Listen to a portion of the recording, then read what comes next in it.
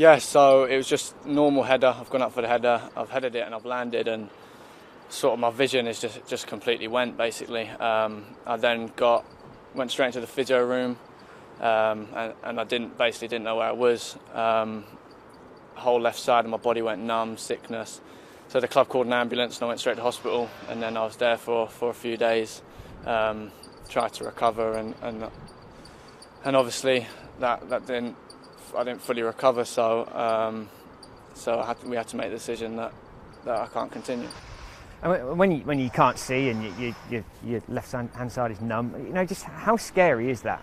Yeah, massively. I think that's one of the biggest things that I've said is, especially at my age, when it's just a header, and when all that sort of stuff happens, it is a scary place, and I'm just thankful that I made sort of a full recovery in terms of physically and things like that. But obviously I do still suffer on a day-to-day basis with certain things, but I'm still alive, and I haven't got any long-lasting sort of bad damage, so I'm lucky in that sense. Yeah, and like I said, it was just a header. I mean, when did you realise something was wrong? Were you instantly knocked out, for example, or did you try and play on? I wasn't unconscious, but as soon as I've headed it and as soon as I've landed, my vision completely, 90% of it probably went.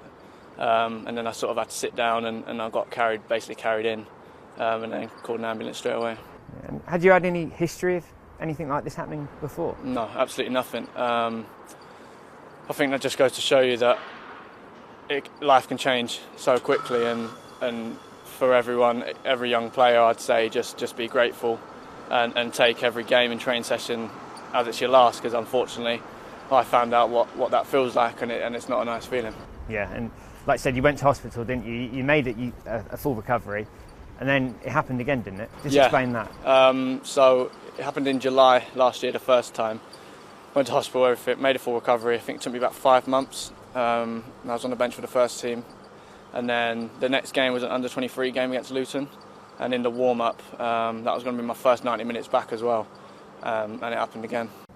And when you say it happened again, was it just another header? Is that? Yeah, exactly the same. Gone up for a header, landed, vision gone, left side completely numb, and I had to get carried in again.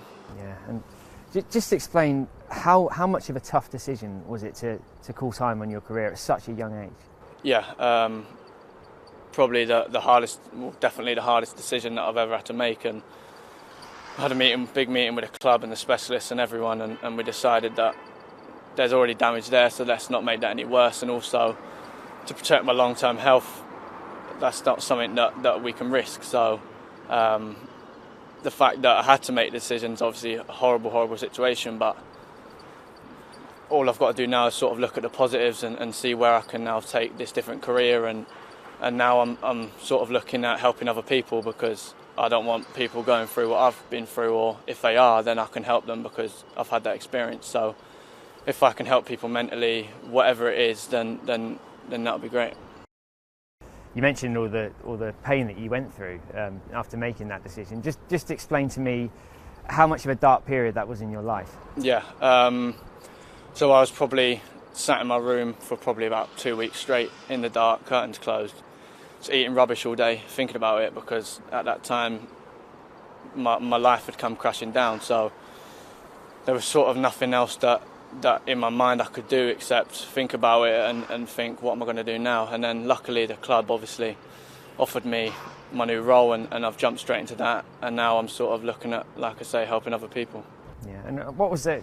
Can you sort of pinpoint the hardest moment throughout this whole journey? I've mentioned it before. The hardest moment was definitely calling my mum. Hearing my mum cry on the phone was definitely the hardest part.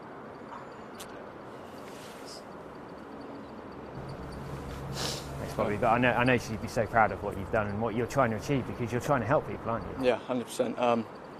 If I can help just one person, then I'll be happy. But I want to try and spread the message. And I know a lot of people in all walks of life, people go through stuff, and if I can use my experience and help them, then that would be great.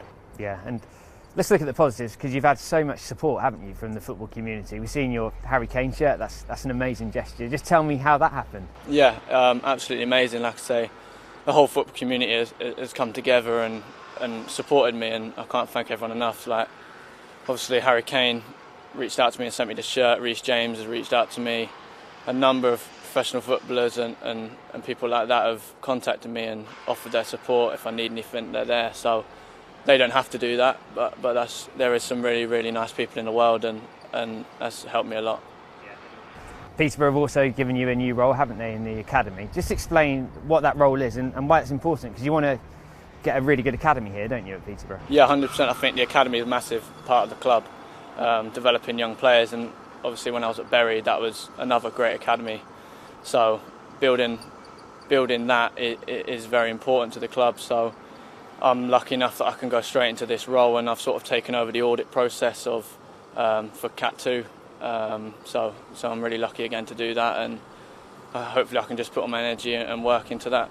Yeah, and they're a great club, Peterborough. Everyone knows that. But just how grateful are you that they've given you this opportunity? Yeah, massively. Like I've said numerous times, I can't thank the club enough. They've been absolutely amazing, from the chairman to the gaffer to the academy manager. Everyone is just absolutely amazing, and I definitely wouldn't have been able to come through without them. Yeah, and just because you've stopped playing, it doesn't mean you can't achieve what you want to in the game. So what are your sort of goals for the future? In, say, in 10 years' time, what do you want to achieve? I think for me now it's sort of channeling my energy and work rate into the business side of things, and I hope to build up as far as possible in that side of things. And also, like I said, I want to start another sort of project to do with mental health and things like that, where I can help other people, because that's sort of going to be a big goal for me now.